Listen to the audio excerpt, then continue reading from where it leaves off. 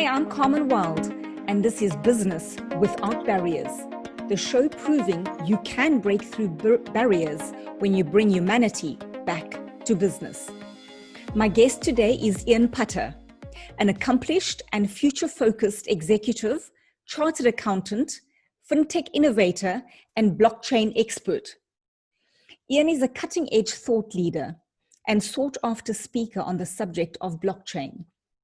He has a remarkable ability to blend his tech-savvy and highly analytical skills with a passion for people and an ability to build deep collaborative relationships locally and globally. This has led to him continually evolving personally and professionally at record-breaking speeds. Ian heads up blockchain for the Standard Bank Group, which is one of the top 5 banks in South Africa with a footprint across Africa. He also heads up the group's graduate training program for chartered accountants, empowering these Generation Y leaders to be future relevant. Ian's playground is to redefine legacy business models, making them future fit through a collaborative approach and a value-based ethos that has widespread positive impact. It's a privilege, Ian, to have you on the show today. A very hearty welcome to you.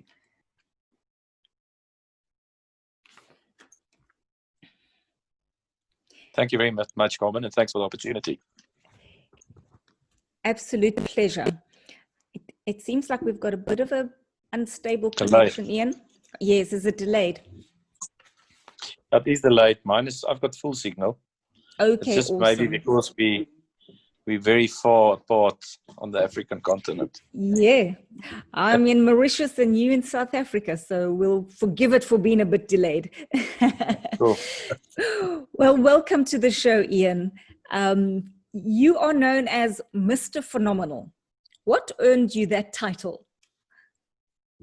Well, I think I'm always looking at opportunities, and on a daily basis, I think that everything that we get at the bank specifically and in life is a phenomenal opportunity. I like to use the word, and I used to use it so much in Standard Bank that people started saying, sometimes when I attend presentations, people say, I'm going to use Ian's words, phenomenal.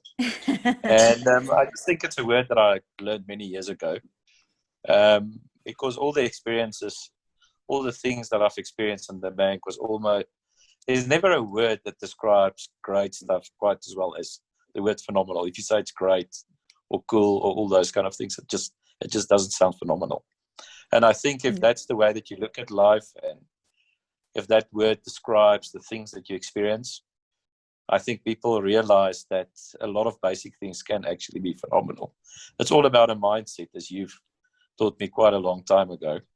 And I think that is the mindset that brings that kind of attitude and that view on basic things. And if you say to people, this is a phenomenal opportunity, that actually ignites people. I've seen on lots of projects that we worked on where a lot of people want to go through a mediocre kind of life where, you wake up in the morning, you have your coffee, all those kind of things. And then when you arrive and you don't have this phenomenal approach, actually that's when people that has the phenomenal approach converts those people into very, very excited people. And excitement and passion is actually what delivers things at the end of the day. I think if you don't have passion and optimism, a lot of things will not be possible. If you look at what Elon Musk has just done, I'm very proud of him. The way he spoke last night on the news, I actually wanted to record it. The fact that the things that he's done for space travel as a private company, it's unbelievable. And it's phenomenal. That's the thing. So quite a lengthy explanation, but I think it's a mindset, and then everything becomes phenomenal. Oh, great. So you also have this future focus. Okay, so you're known for your future focus. You've always told me over the years, things are not happening quickly enough. We're not thinking too far enough into the future. What does the future of business look like to you? Paint a picture for us. What do you see? Well, I see that how the world has evolved. I was a big I used to love economics, and I studied all the theories. And if you look at business, the way it's driven today, the capitalist system, it's not sustainable. The ocean's full of plastic. It sounds like a story that lots of people have spoken about, but people. And I think when you look at the rational man as defined in economics, people don't act that way. If you look at where we're finding ourselves today, the COVID pandemic shows that globally we were not ready. For many years, people tried to prepare, for this big disease that's happening every century, and we're really not ready. And the US is not ready for that at all. But if you look at business and business opportunities of the future, is going to be totally different from what it is today. There's lots of opportunities today for businesses to start, given the conditions, the virus, lots of things that we're experiencing. And I think the future of business is going to be totally digital in a way that facilitates. If you look at the bank, because I'm a banker, I can see how all the businesses react. If you look at delivery services today, food gets delivered to your doorstep. People are working from home. I can sit here today and consult anywhere in the world from my desk, and it's fine. But a year ago, people had hundreds of millions of travel budgets to physically follow the old method of going and connecting with people, seeing them, and then doing deals in their own countries. And what this virus has done is actually push the future onto our doorstep. We're actually experiencing it today. I mean, even with my kids, that's preferring to study from school, then they don't study. But it's just a joke. But the bottom line is you've got to have a lot of discipline in this kind of world. Connectivity is becoming extremely important. I look at all the cell phone companies in Africa and all the opportunities they're identifying to incentivize people to change their behavior. That's becoming a very, very big thing. And I think in future that we're not merely going to look at a customer, extremely scarce, which is the economic problem, but you will have to fight to get people to use your products. And the only way that's going to happen is through incentivization. And that's what blockchains typically do. You incentivize these great sustainable charity blockchains that actually rewards people for contributing to the charity to facilitate helping people that don't have access. Like females in Africa don't have access to sanitary pads. So Binance created this pink coin that facilitates, it's programmable money, where people physically can go and buy only things that's prescribed by the money. And by programming money, you're forcing people to buy things that's green. You're forcing people to buy very specific things. So we're moving into a totally different world. And a lot of people don't even realize it. They play with their cell phones every day. We were sitting with smartphones. Everything's going to become smart a lot quicker. Your fridge, self-driving cars, all those things. The Elon Musks of the world is making it happen. And I think the business of the future and all of us is going to be, the people that's going to be successful will be people that can execute, that can make things happen. And I think it's really time that those kind of things happen. If you look at the Middle Ages, people really struggled to survive every single day. They had to do things, make things physically to do things. And in this digital world, we're going to go back to that, but technology will facilitate us as creative thinkers, which we all are, to basically do what we're very good at. And I think people in the future are going, obviously, I'm not talking to people that's very, very poor and struggling to survive daily, but I think there will be a bigger chance for them to be included in this economy of the future, the business of the future. How do you see that? How would they be included? That's an interesting point. Yeah, so the thing is, but all the things that I'm working on at the moment is basically looking at inclusiveness. So what that means is, if you think banking the unbanked, if I think about banking, so banking is today very expensive. You look at cross-border payments and you look at small, medium enterprises that everybody's looking for to help us to grow our economies.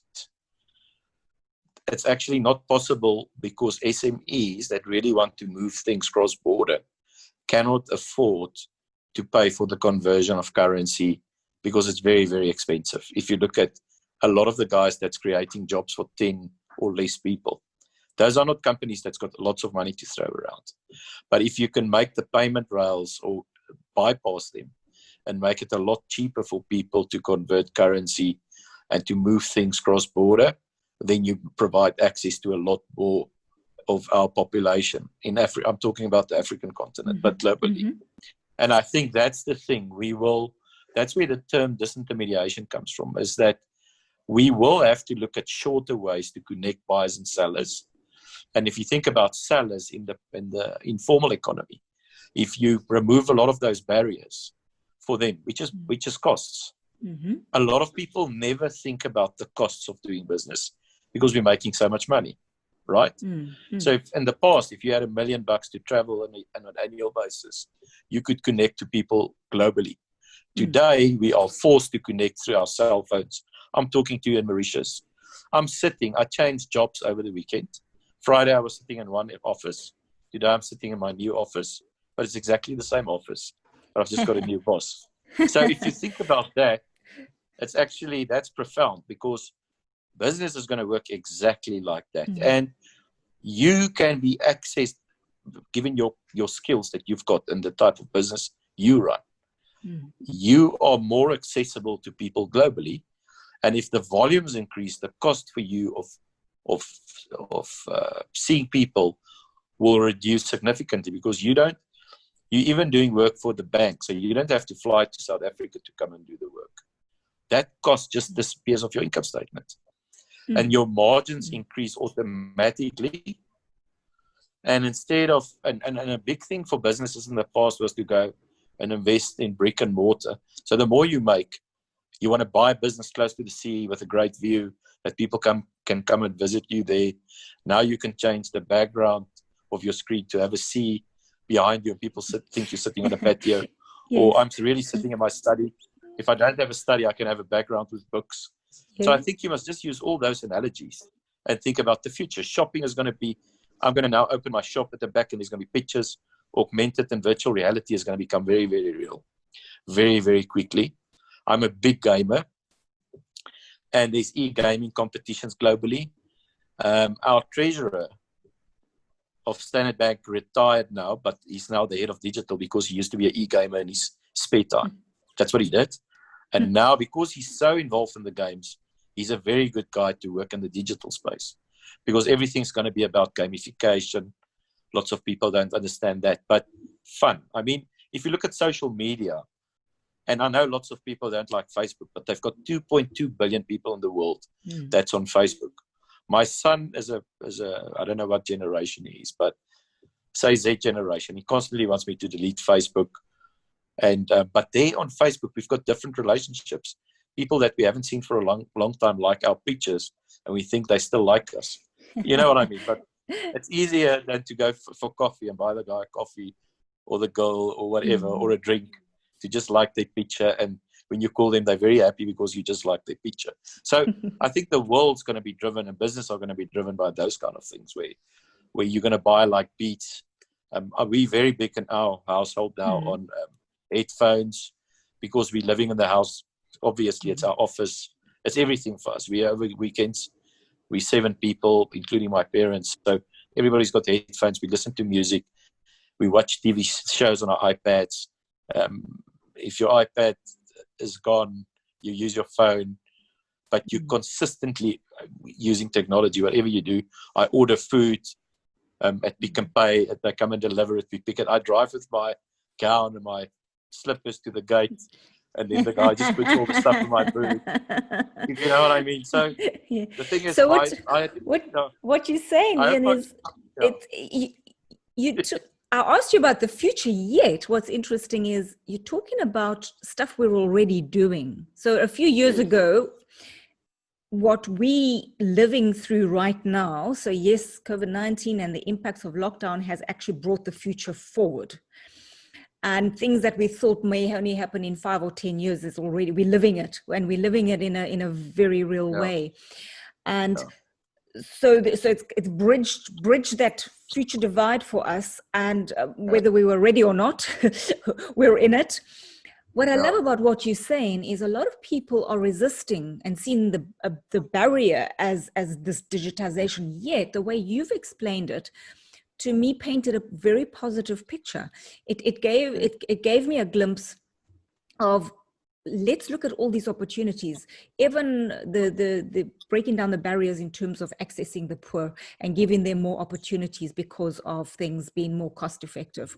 And that's thank you for bringing that through and sharing it with us, because it starts to create a different picture of digitization. I want to talk a little bit more about, it's here, it's not going away, it's going to become even more digitized. How do we as people step fully into it? What do you think needs to happen? Let's talk in a business space. What do we need to do to fully embrace it? Well, I think firstly, the reason I spoke about all the things, just to connect to what I've said previously, the COVID catalyst. COVID is a catalyst that actually pushed the future towards us a lot quicker. There's a lot of forecasts on blockchain specifically, which is my area of expertise. And people used to say that in the next 10 to 15 years, blockchain is going to become big. That timeline has now shortened to 5 years. What blockchain implies is a decentralized economy. I also read a book that I would recommend that you read, is Donut Economics. So Donut Economics says that all the old economic theories and business practices was actually wrong because it drove the incorrect behavior. Today, a few months ago, Standard Bank was taken on because we're investing, or we funded some companies that's not 100% green. That's becoming extremely real for big corporates. It's becoming important for lots of people to be vegan, to protect the ozone layer.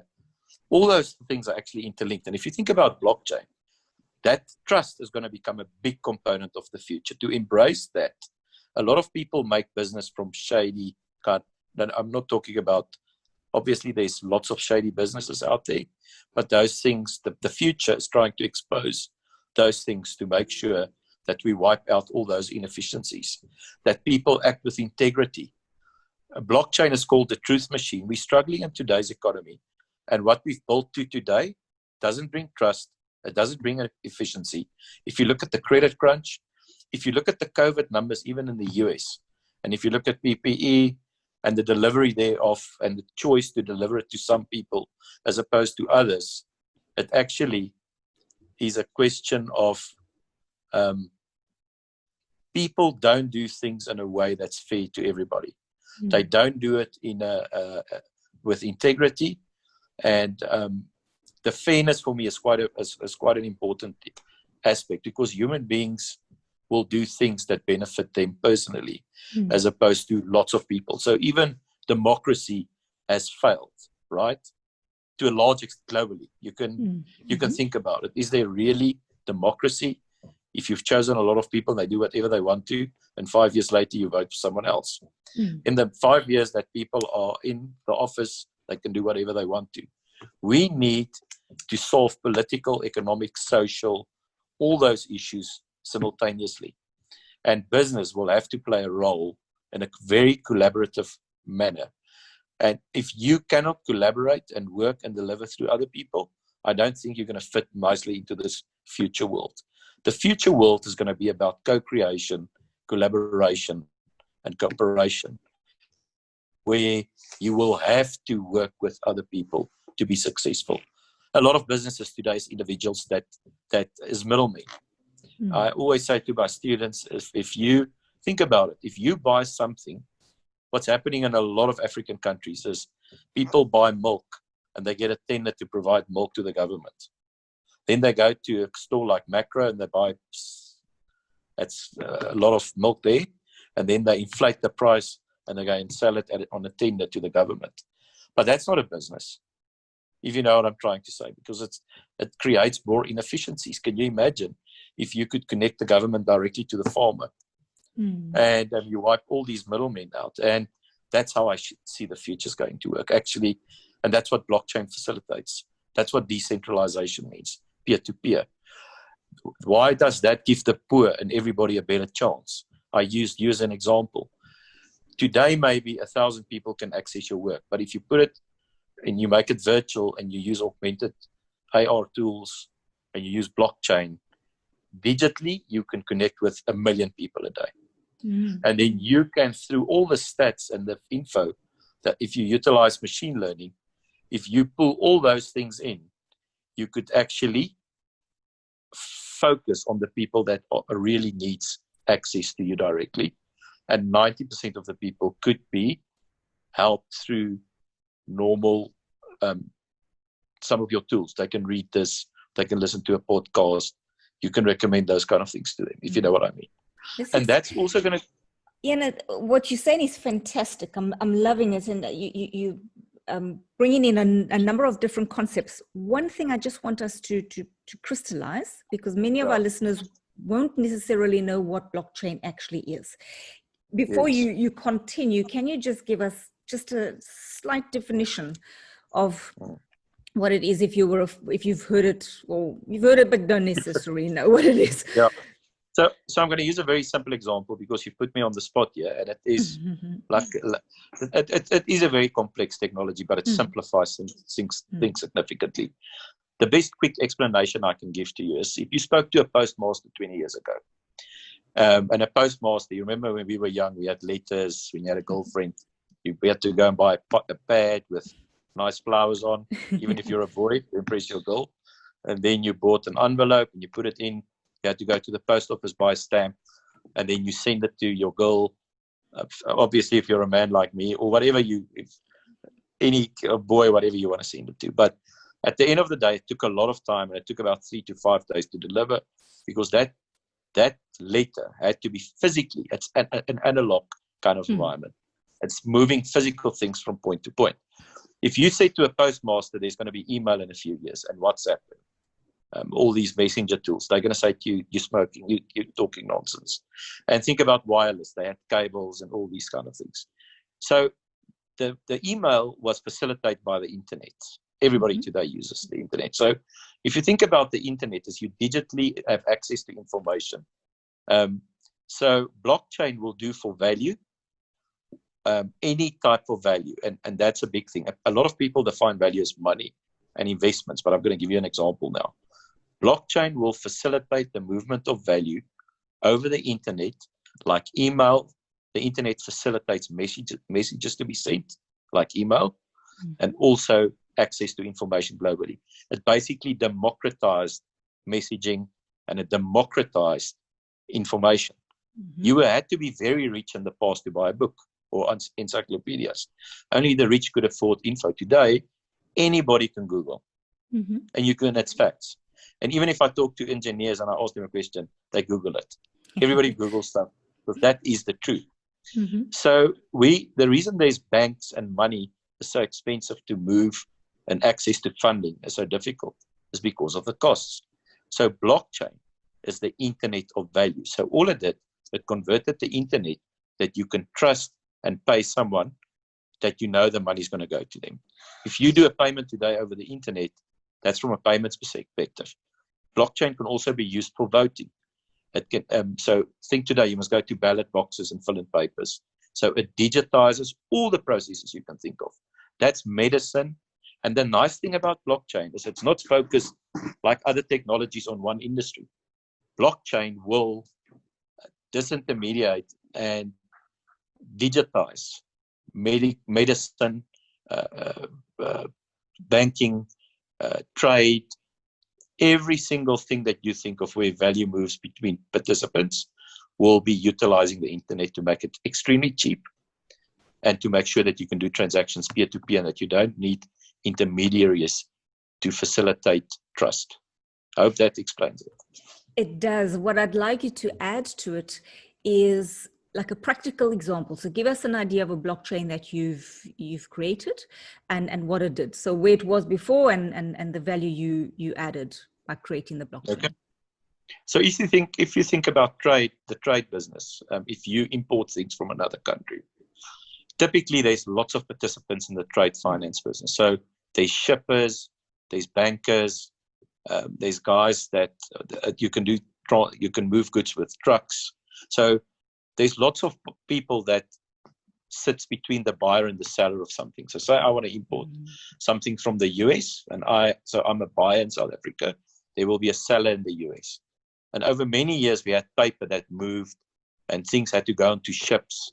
And every single person ran their own administrative systems.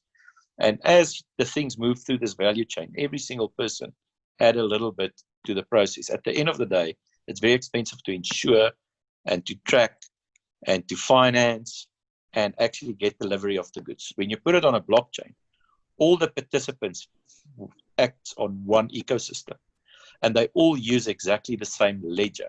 So that means everybody can basically let go of their CFOs, their operational teams, and a lot of people will now say, but lots of people are going to lose their jobs. But every revolution that happened over the last few years, even the Industrial Revolution, created more jobs subsequently than was there before. We're just going to go into totally different jobs that I don't think we can go into today. But what it does is it wipes out all those inefficiencies, and it brings transparency. That instead of lots of individual people in silos checking the documents, can you think how complex it is to sign a piece of paper in America and relying on the fact that it will be delivered at Ian Putter's house in South Africa, in Heidelberg, at my street address? There's a ton of administration behind it, as well as the insurance and everything. And the thing is that all the need for all those things will disappear, because the blockchain gives all the participants access to the information in real time, and everybody look at it simultaneously on the internet. Yeah.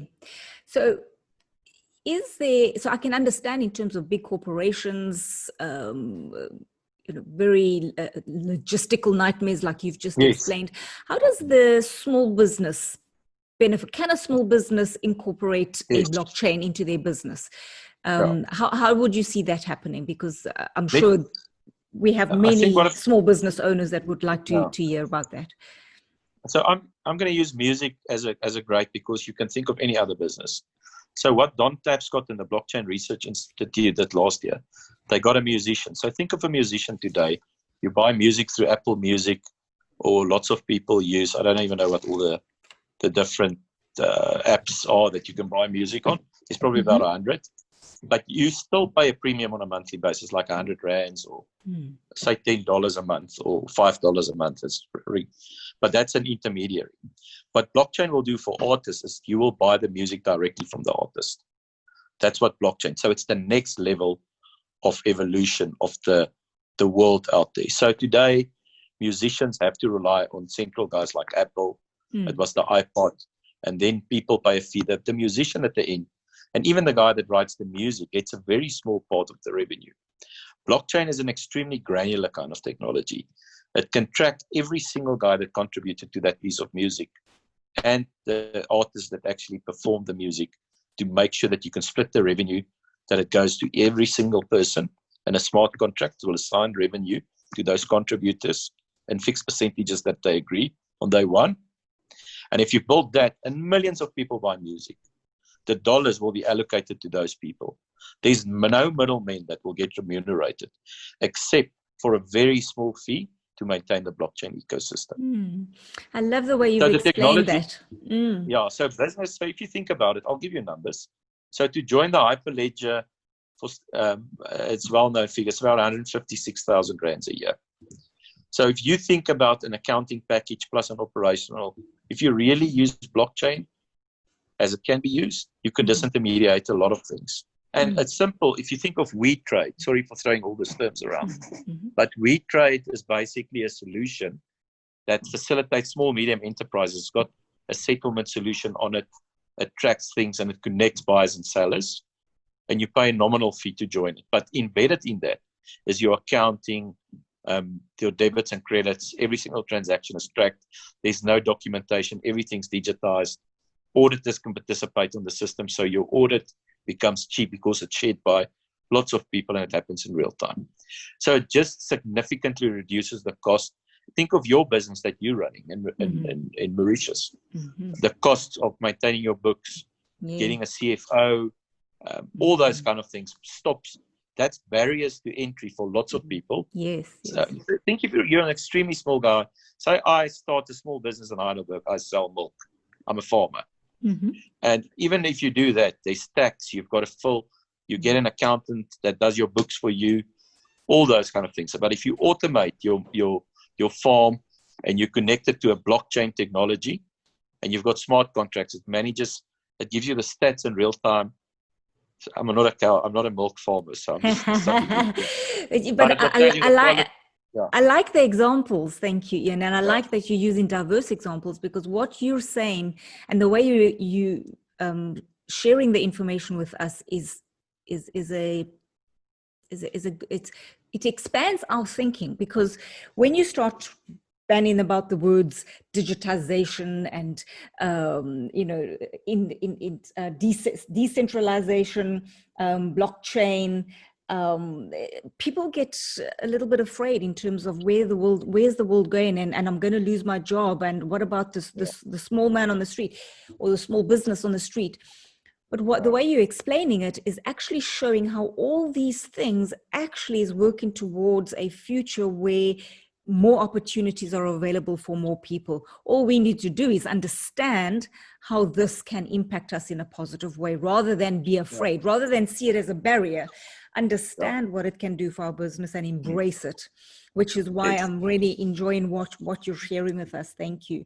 Can I just share? Can I just quickly comment? I just want to share one example to link to complete the picture for you. If you think about the donut economy that I spoke about earlier, if you think about a donut, it's got a hole in the middle, and then it's got this fixed thing in the middle that you eat, that lovely part of the donut, and then the outside of the donut, right? So if you think about the world and what blockchain facilitates, if you look at the outside of the donut, that's the ozone layer, that's green, that's all those kind of things. That's the limit of things that we can do, and that we as a species, the human species, we all creative. It's every single one, all 8 billion of our responsibility, close to 8 billion, to make sure that whatever we do, that barrier has been hit. We must do, any business you do mustn't stretch that. In fact, it should recover that. The hole in the middle of the donut must become smaller. That's the unemployed and the people that's not included in the economy. Everything that happens in the solid part is businesses. That businesses must make that hole in the middle disappear, and it must make the outside of the donut a lot wider. In other words, making the world more green. And if you think about those two things, that's our limitations to ensure that we all survive in the future. It's all of us and all of our responsibilities to track and trace things that happens within those confines, those boundaries, and to make the middle one disappear. And if you can do that, you create a future for your children. And I think that's what blockchain facilitates, because it brings trust and it tracks the outside, but it consistently reminds you of the hole in the middle, as opposed to going and sleeping in your $1 million bed every night, and in the meantime 6,000 people very close to you die of hunger every single day. So I think that is what blockchain facilitates, the disintermediation. That's an incredible analogy. Thank you. And it talks to it's talking to so much of how the future can actually be a far brighter picture than what we're presented with. But we're presented with a bleak future in our minds because we don't necessarily know how we can create a different future. So you bring to us a very different picture, and it's for us to then just go out and research and become more in tune and in touch with these things. And you keep speaking about the collaboration is constantly coming through, which means we need to collaborate with different people and expand our network to include people who are in the know around these future technologies that can actually help even the farmer, which is amazing. So the way what I'm hearing you say, Ian, is there's a whole reset that is happening, a reset on many different levels. And financial services, certainly we understand, we've both been in financial services many years, that a reset is necessary. The trust that you speak of hasn't always been there. The transparency hasn't always been there. The taking from the many to benefit the few has been there too often. And this is a wonderful way to address those inequalities. So when you implemented blockchain, you had one of the barriers to understanding all of this is people are scared of the change. So tell us a little bit about some of those challenges that you had in implementing blockchain, even though the way you've explained it to us, there's so many benefits, people blocked it. How did you overcome that? Because you're now at a very different place where people are welcoming it. No, people weren't welcoming it in the beginning. It's a long journey. You can look back in history. People are everybody's scared of change. Yes. And no one must tell me they're not scared of change, because COVID and the change that it brought is scaring every single person. And firstly, they talk about, it's not only true for corporates, but it's for everybody. They talk about corporate immunity to change. But the big thing in our minds is it's all about biases. It's negative confirmation biases. So we always, what did they say? Plan for the best, but expect the worst.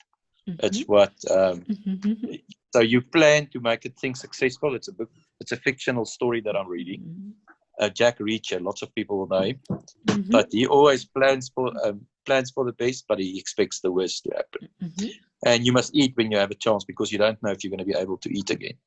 And I think the thing with us as human beings is we all act exactly the same way when it comes to change, because we're so used to our routines. We are a species that's very creative, but it takes us a very, very long time.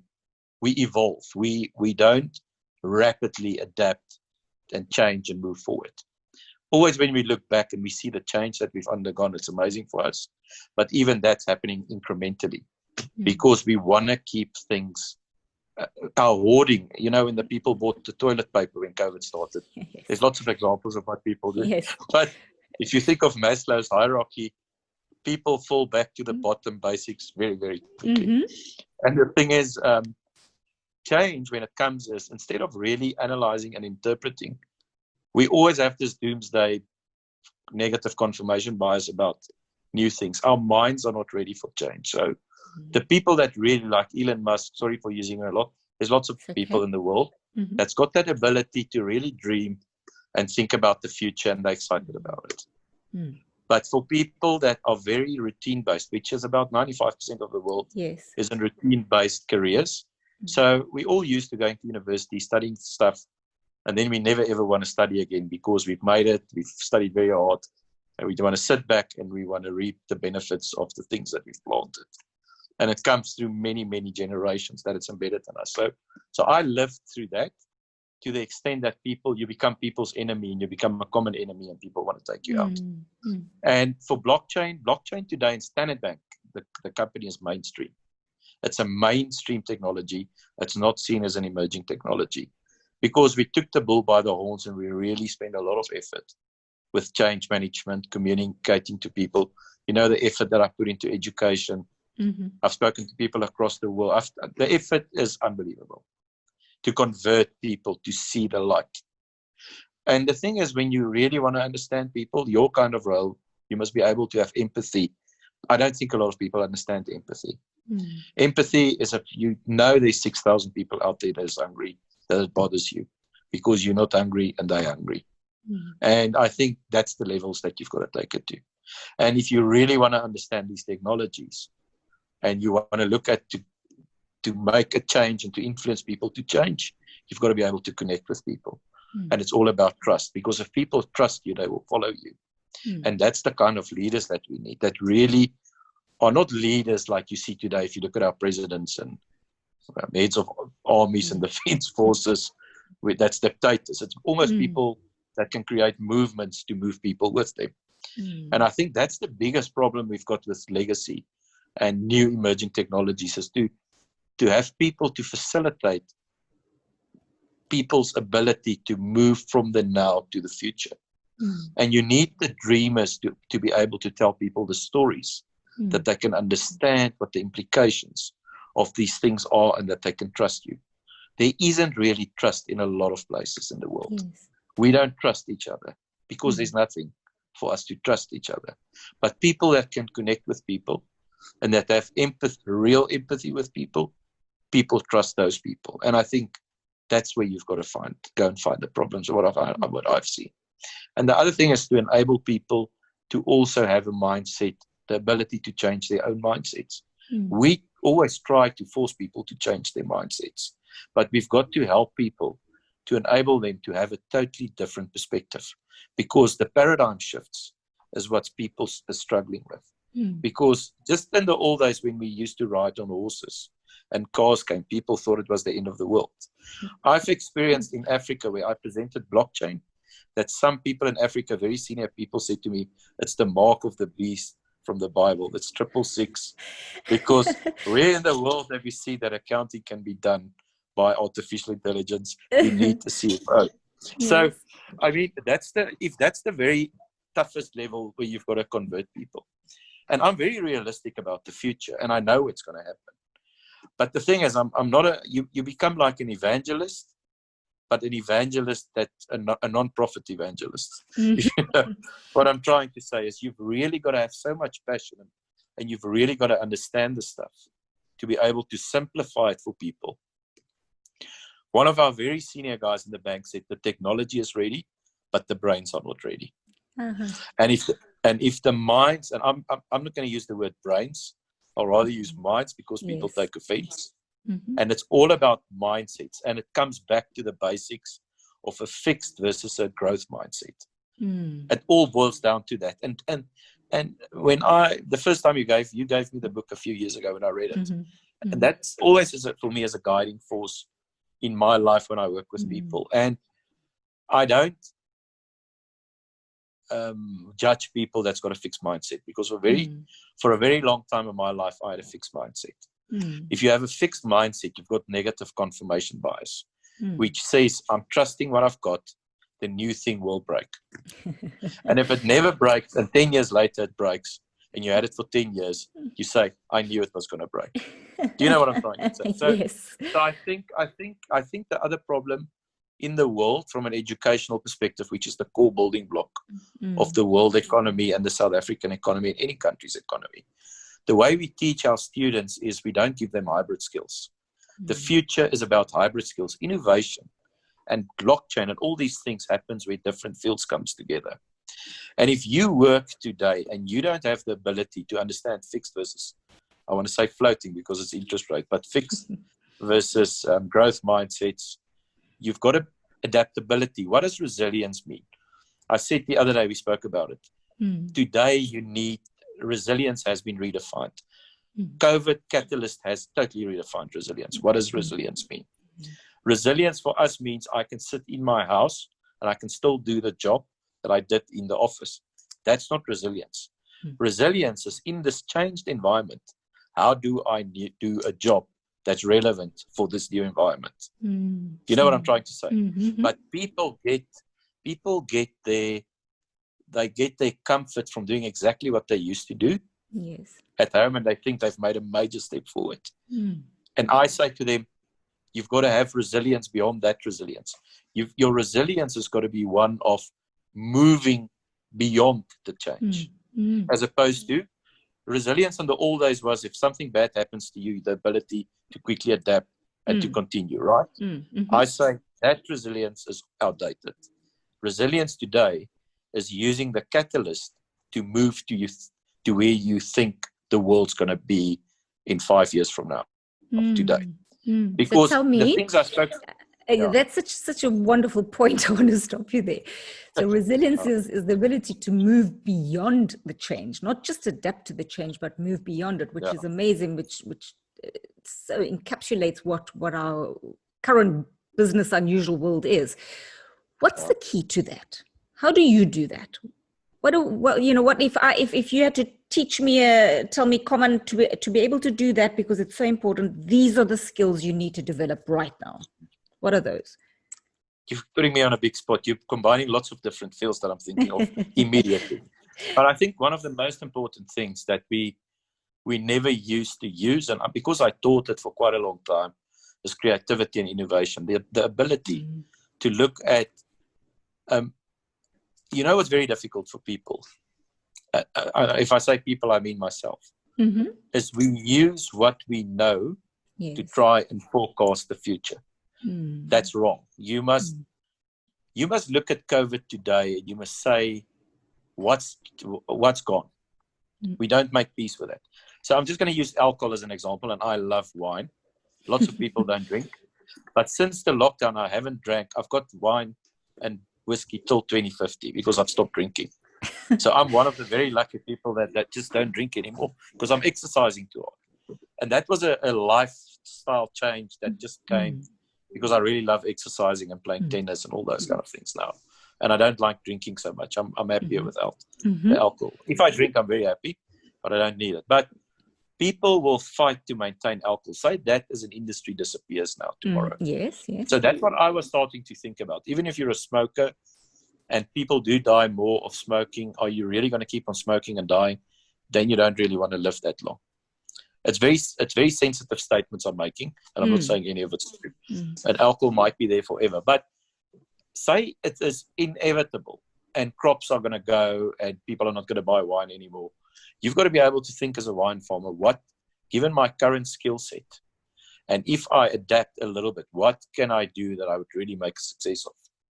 And what can I do to take a chance, still a calculated risk, you know what I mean, but to add significant value given the current and where I think the world's going to go. And I think that's the leaders. And the biggest problem with all of us, I'm talking problems, this is very bad what I'm doing, but No, you're helping us see what the barriers are so that we can overcome them. So I just think one of the key things that I've seen is confidence. So a lot of people don't have confidence in themselves that they can change the world.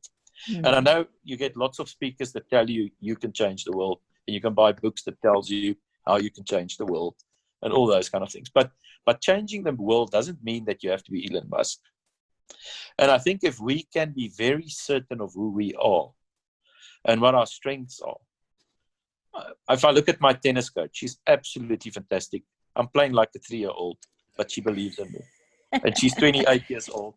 But the fact that she believes in me and she helps me and I'm doing well is that thing where you must go and try something that you struggle with and make it a success every year of your life to push the boundaries.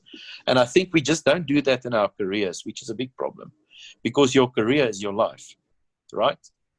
So I think if we can get that ability to take a little bit more risks, it's very simple things I'm saying. But it's the ability to, if you have a business and you know it's not going to work given COVID, what else can you do? And you can see in the hotel industry where they started, some hotels in South Africa are starting to fix people's clothes because they always had those tailors and they're providing food services, they deliver food.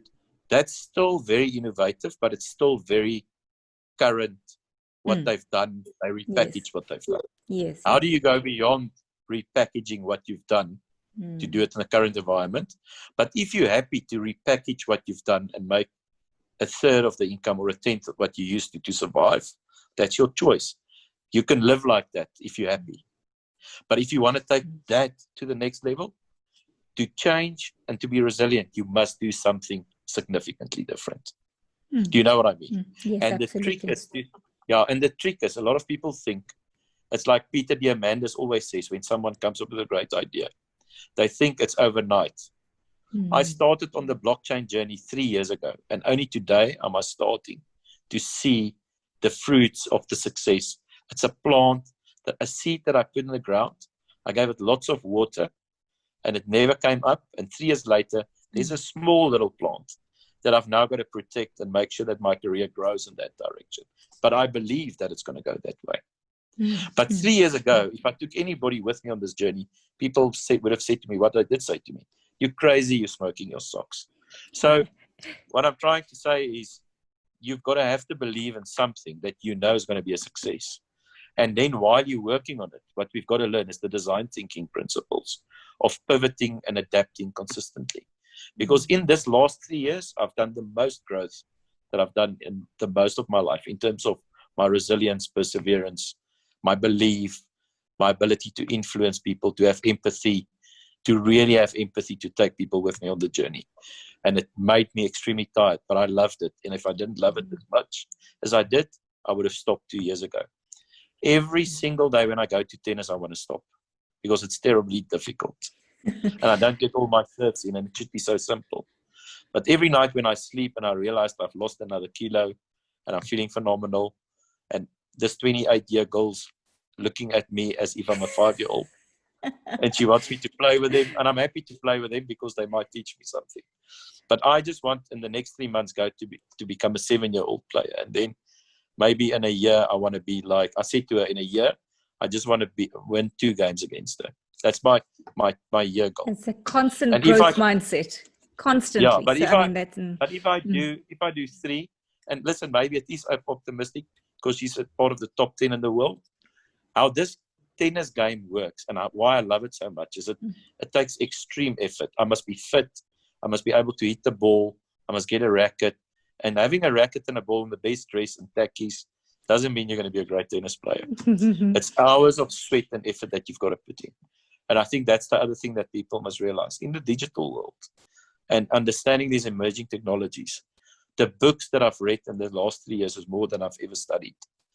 The hours that I spent in understanding this technology took a hell of a lot of effort. So the thing to be successful, many years ago, I read this quote, my wife always says to me, and I just got a great new role after 3 years, and it was for me unbelievable.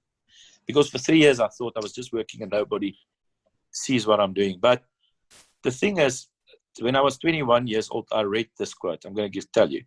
The heights by great men reached and kept were not attained by sudden flight, but they, while their companions slept, were toiling upwards through the night.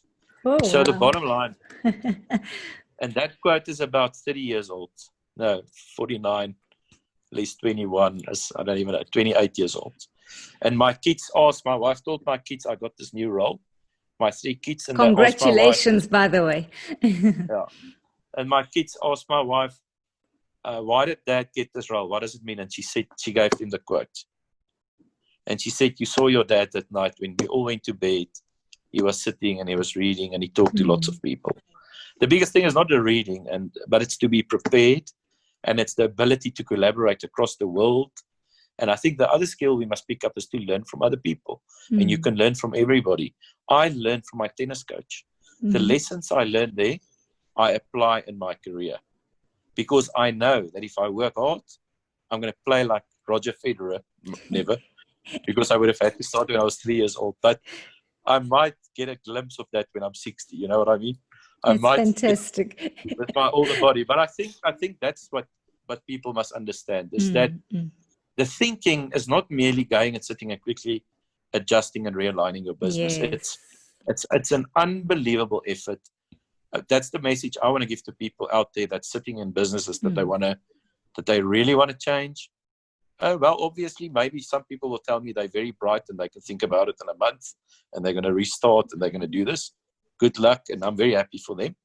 The big thing is if you really want to do things, it's all about experimenting. It's actually being at the coalface every single day and adapting and pivoting and seeing what's working, what doesn't work, leaving the things that doesn't work and adapting to the things that works. So you, like the other quote from Peter Diamandis is, how do you predict the future? You create it. So by working on it every day, you're actually creating it. And if you've got conviction and drive, you're going to do it. Absolutely. And the central thing coming through there constantly from everything you've said so far is the landscape's changed so much. Nothing that happened yesterday or what we even knew yesterday might even apply to tomorrow. Yeah. Which means we need each other. We cannot do this me. It's only about me and my skills and my experience and what I know. Like never before do we need to actually expand our network and to talk with people, learn from people, push ourselves, collaborate, co-create, like you've said, and really understand that it's going to be as a collective that we get through this and we succeed. You also train the chartered accountants, the graduates, and I'm sure that they have a healthy dose of skepticism as well around blockchain, because they're probably afraid Yeah. of the future. What does the future look like for chartered accountants? Well, it's very interesting what you're saying, because we had a session just now that where we interviewed the latest CAs. Mm-hmm. They're actually not scared of blockchain. They love it. They want to do That's it. fantastic. So the big thing that I also say to people is that the new generations that's coming, they are literally born with a cell phone in their hands. Yes. If you look at my children, they are unbelievable. If I talk to them, they're very inclusive. They are collaborative. They have all people on Earth's interests at heart, like Hitler. Not Hitler. That's like a Freudian slip. It's a Freudian slip. I was thinking of Einstein. Can you believe I said that? But Einstein, we're watching a lot of old movies. But Einstein basically said that he's not bound to a country. The world is his. We all are citizens of planet Earth. Everything belongs to all of us. So you don't have to stay in a specific country or town. You can stay anywhere. Yes. And I think the digital world facilitates that, because you can talk to anyone anywhere in the world today. You can do work anywhere in the world today. The millennials, the Zs, all the new generations are ready for that. If I look at holidays, obviously it depends on the nature of the child, but my children are very happy to sit inside, look at YouTube videos, play TV games, and yes, program. My son's doing 3 different program languages. They like to code. This new world is for them. And what we don't realize is we through them, we are actually creating the future. And that's the way that I think sometimes it doesn't matter. Age doesn't really play a role for me. It's how young your mind is. If you can look at them and where they actually will end up, you can also have a glimpse of the future. There's a lot of things that you can use out there to see where the world's going to go. Absolutely. So coming back to the chartered accountants, this new group, what are they seeing that they're excited about? They are very excited about blockchain, artificial intelligence, cloud, the fact that you can order food. They're very interested in smart Internet of Things, like smart cars, your fridge ordering your food,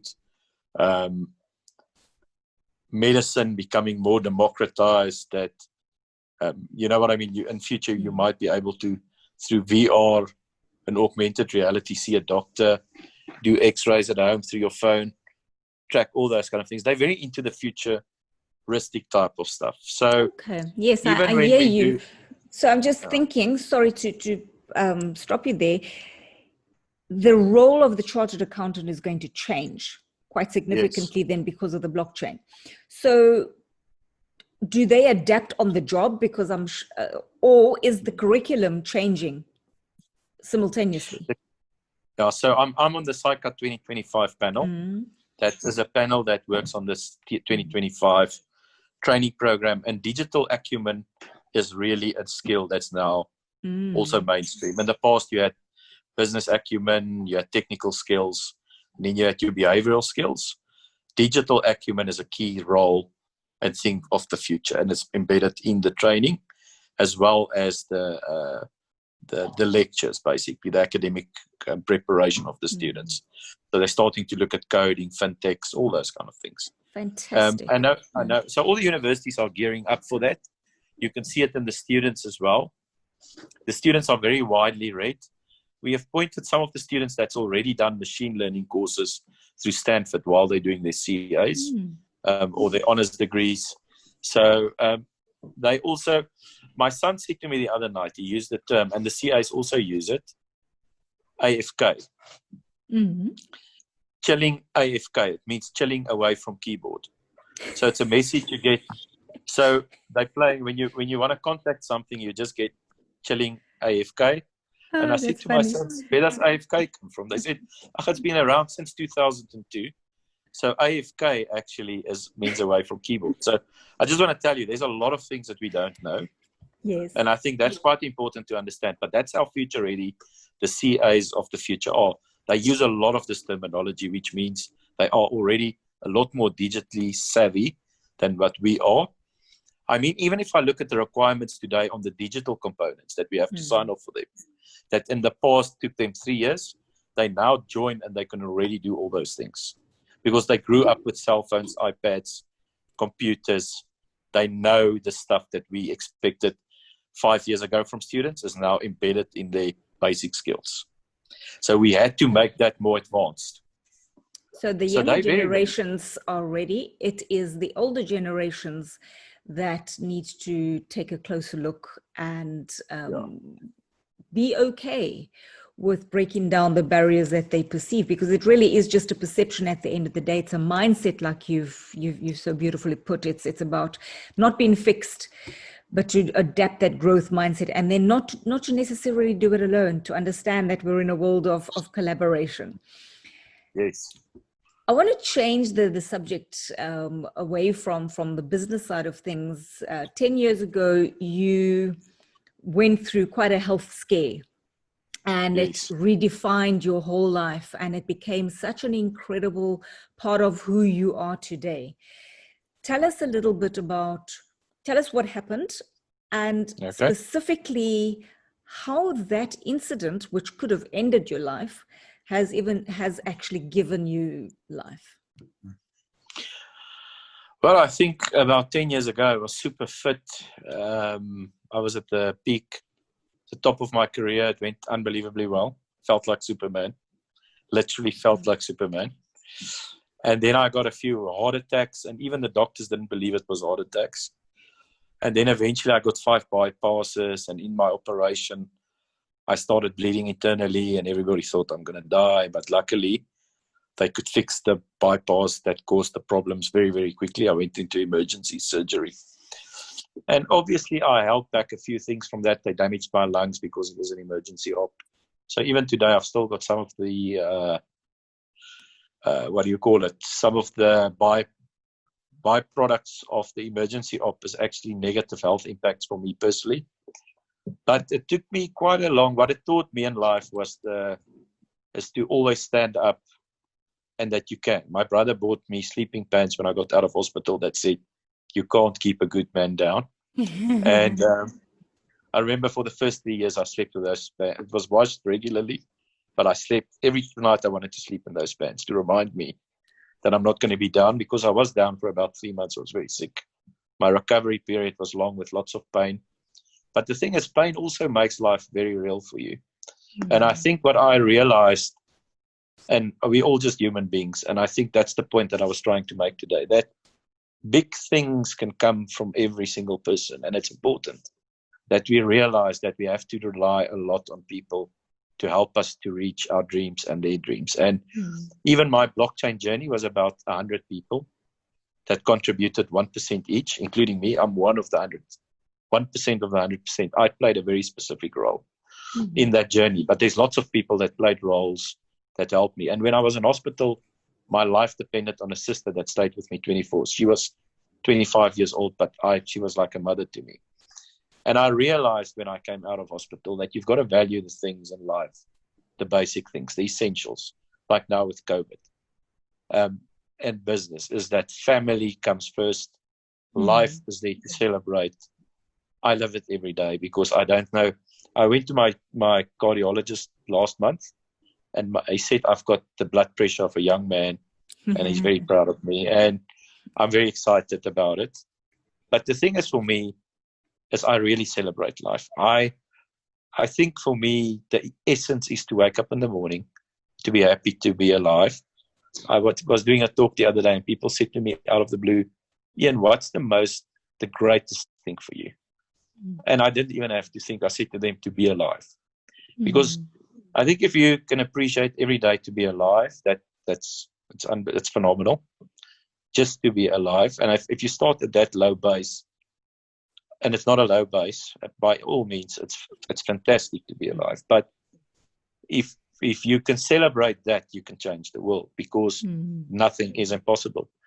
Because you've only got this day. You don't know if you're going to have tomorrow. And if you every single day, and these have been repeated by lots of philosophers. I just lived it. is if you really live every single day to the best of your ability, and you treat people with respect, regardless of who they are, and you appreciate every single thing that every person does for you, and you show them and you tell them that it's what they're doing for you. I think that is the essence for me in life. That's the things that I appreciate. I also love it. I used to hate it when people give me compliments because I'm doing my job. And they taught me over time to really, it's little gifts people are giving you when they thank you.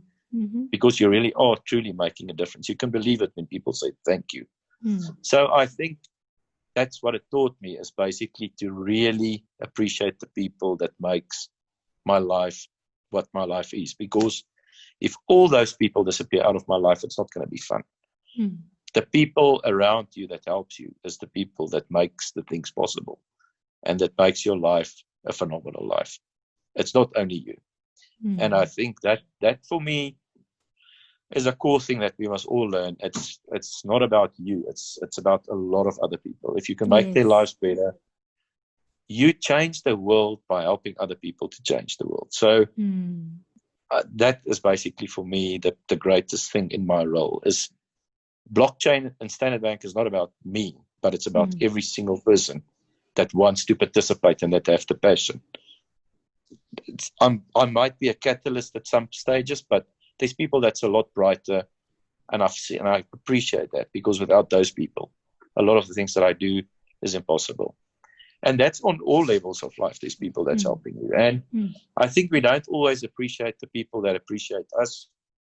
You know what I mean? And those are the people that you've really got to care for and help. And that's it. You must just enjoy your life in such a way that you remember to compliment people every single day, because I like the fact that you might not see them again. And I think that's how I live my life. Because I knew that we're all temporary. Absolutely. You're not here forever. You're not Superman. And you must leverage of other people, because they are phenomenal. And if you believe they're phenomenal, then you are phenomenal. So what I'm hearing is deep sense of appreciation for life and for the people around you that has literally changed your entire outlook on life and deepened the relationships around you, because you've become the quintessential collaborator and relationship builder and connector and co-creator. And it sounds like this experience, which could so easily have ended your life, actually gave you a whole new lease on life. Thank you for sharing that. So say you had an opportunity right now to be on a podium, and you were going to be broadcasted to all 7 billion people on this planet. Wow. What would you love to say to them? Given all your life experiences, what would be the message you would love to say to them? Well, I can only think of one thing, because I saw Viktor Frankl's book yesterday when I bought books again. And Man's Search for Meaning is basically probably the core lesson that I've learned in my life is our purpose on life is to bring meaning into other people's lives. It's one of the most powerful messages that I've ever seen. And I think that helped me to recover and to get composure and self-confidence and all those kind of things. And my mother, you won't believe it, and my wife always says to me when I'm depressed, go and do something for someone.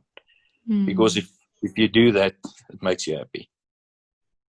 That's amazing. Thank you. So simple yet so rich. Yeah. What would you say then, as a final message, would be the key for you to breaking down the barriers that we experience? So if you were to create a business without barriers, what's that key final message you would say is critical? Well, I think what I've learned over the last 2.5 years and over my whole life is that it's about connecting with people, connecting people to facilitate growth and change. And if you don't have that, the connecting part of a business, you need people that can connect different parts of businesses and that can see the bigger picture. So I think Not connectivity like cell phone or Wi-Fi connectivity, yes. but connecting. The big thing in future and in any business, and to break barriers, is to connect across continents, across cultures, across everything. It's to have that universal view. And I think the only way to get that is to have empathy with people and to really believe in people and that you can be successful. I think that's the only thing that's going to help us. And if you do that, then there's no barriers.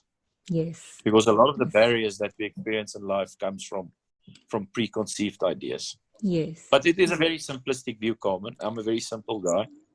So that's what I can think of. Thank you so much. And to me, simplicity is what actually creates it's the most successful person is the person that can simplify the complexity. So which gives me which is the secret to why you've been so successful in so many different roles and in so many different areas of your life over such a long time, is exactly because of that. You take the complexity out of it and you simplify it, and you connect with people, which also helps us to simplify it. Ian, thank you. You've been, I've held on to every word. Thank you so much for all the insights you've shared.